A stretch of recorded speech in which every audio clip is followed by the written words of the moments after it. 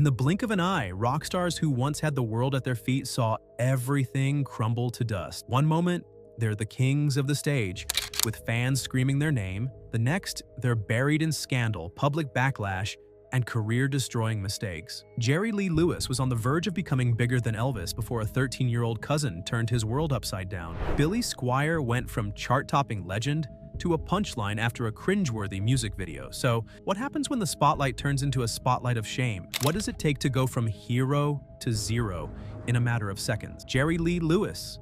The scandal that shattered a legend. Jerry Lee Lewis, known as The Killer, was one of the founding pioneers of rock and roll, right alongside Elvis Presley. He wasn't just another piano player, he was the man who set the stage on fire with his wild energy and outrageous performances. In 1957, Jerry Lee was absolutely on top of the world. He was signed to Sun Records, the same label that brought Elvis into the limelight, and within a year he sold over 300,000 copies of his songs in just 3 weeks. Hits like Great Balls of Fire and Whole Lotta Shakin' Goin' On made him a household name. At this point, Jerry's career seemed unstoppable. He was poised to become the next Elvis.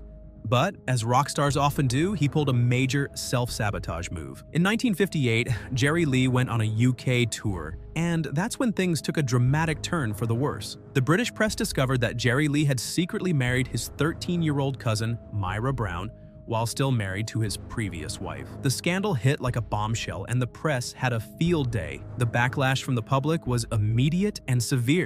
The remainder of his UK tour was cancelled, and when he returned to the US, radio stations boycotted his music, and venues refused to book him. His career went from making $10,000 a night to barely scraping by with $250 per gig. Sam Phillips, the owner of Sun Records, even admitted that if not for the scandal, Jerry Lee could have been bigger than Elvis. Instead, he became a cautionary tale of how one personal mistake can completely derail a rock star's career. Billy Squier, the music video that killed his career. Billy Squier was one of the most promising rock stars of the 1980s, with his powerful sound and a string of hits under his belt. In the early 80s, Billy had everything going for him. He was riding high with his band Piper, and his solo career took off with albums like Don't Say No and singles like The Stroke. He was a respected figure in the rock world, known for his gritty sound and stage presence. But then came the fateful year of 1984, when Billy made a decision that would end up destroying everything he'd worked for. It all started with his hit song, Rock Me Tonight, which was climbing the charts and getting rave reviews. Billy was on top of the world. However, the label insisted that a music video be made, something Billy didn't feel was necessary. But being the good rock star he was, he went along with it. The video, directed by Kenny Ortega, yes, the same guy who later directed High School Musical,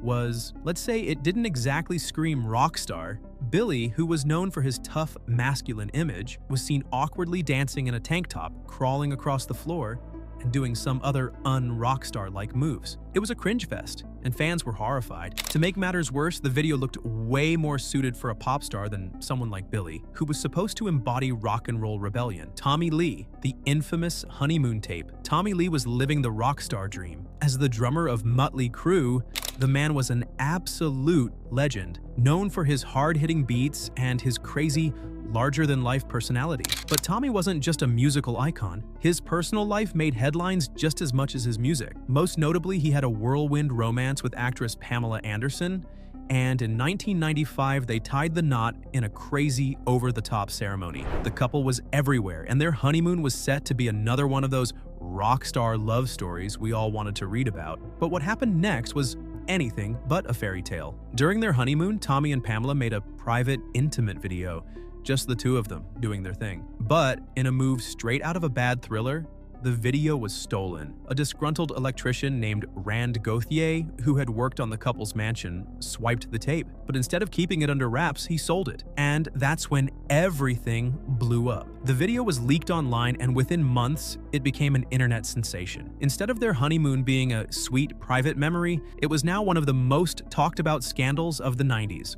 Jim Morrison, the incident that tarnished The Doors' reputation. Jim Morrison was a rock god, an icon, and let's face it, a walking rebellion. As the lead singer of The Doors, Morrison had it all: fame, adoration, and a mysterious, brooding persona that captivated millions. He was the definition of a rock star, unpredictable, defiant, and unapologetic. But in 1969, during what was supposed to be a triumphant performance, Morrison did something that would forever alter his and The Doors' legacy. Morrison, already known for his volatile nature, had arrived late to the concert in Miami, and when he finally took the stage, things went south in an instant. Instead of a grand, charismatic rock performance, Morrison began to rant against the audience, calling them idiots and slaves. He even urged them to get naked and let go of their inhibitions. While this may have been part of his rebellious stage persona, it didn't go over well. The crowd was already restless, and Morrison's tirade only made things worse. The situation escalated quickly, and within hours, Morrison was arrested for indecent exposure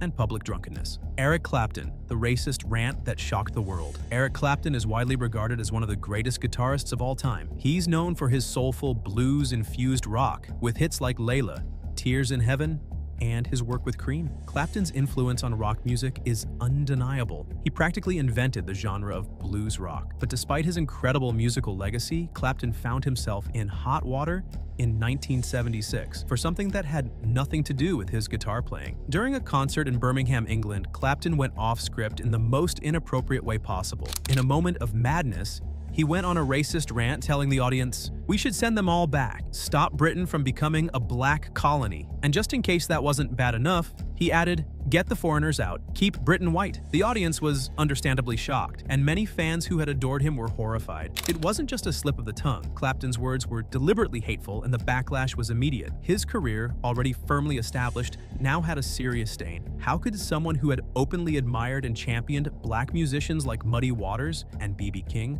make such disgusting comments? His reputation was tarnished, and it took years for fans to even begin to accept his apology. Clapton later explained that his racist outburst was influenced by his alcoholism at the time, but it didn't excuse his actions. He never formally apologized to the people he offended, and many still believe he never truly understood the gravity of what he did. John Phillips, the horrific family secret that ruined his legacy. John Phillips, co-founder of the iconic 60s band The Mamas and the Papas, was a legend in his own right. His band was known for their tight harmonies and catchy tunes, with hits like California Dreamin' and Monday, Monday that still echo in the hearts of many fans. John Phillips was a talented songwriter and musician, but unfortunately his personal life cast a dark shadow over his legacy. Despite his success, his life behind the scenes was far from perfect, and in 1981 he found himself arrested for drug trafficking. The charges were serious enough to shake his career, but not completely ruin it. After a slap on the wrist sentence, he faced public criticism, but it didn't completely take him down. It seemed like just another rock star scandal. However, what came to light years later would completely destroy any remaining respect for him. In 2009, John Phillips's daughter, Mackenzie Phillips, released a memoir that exposed a shocking and horrifying truth. She claimed that her father had sexually abused her for over a decade. The revelation sent shockwaves through the music world. The man who had been the face of such